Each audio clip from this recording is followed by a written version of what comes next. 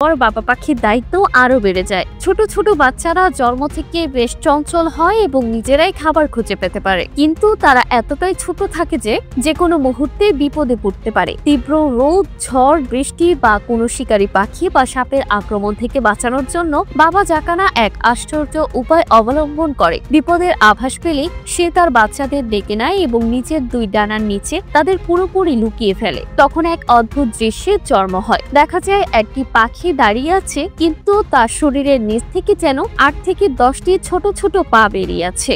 দূর থেকে দেখলে মনে হয় কোনো বহু পাওয়ালা অদ্ভুত প্রাণী হেঁটে বেড়াচ্ছে। আসলে বাবা পাখিটি তার সমস্ত সন্তানকে নিজের ডানার ভেতর আগলে রেখেছে। এই দৃশ্য যেমন অদ্ভুত তেমনই আবেগঘন। বাবার এমন নিঃস্বার্থ ভালোবাসা প্রকৃতিতে সত্যিই বিরল। এর মানে এই নয় যে মা পাখিটি পুরোপুরি দায়িত্ব জ্ঞানহীন। সে ডিম পেড়ে চলে গেলেও তার নিজের এলাকাকে রক্ষা করার দায়িত্ব পালন করে। অন্য কোনো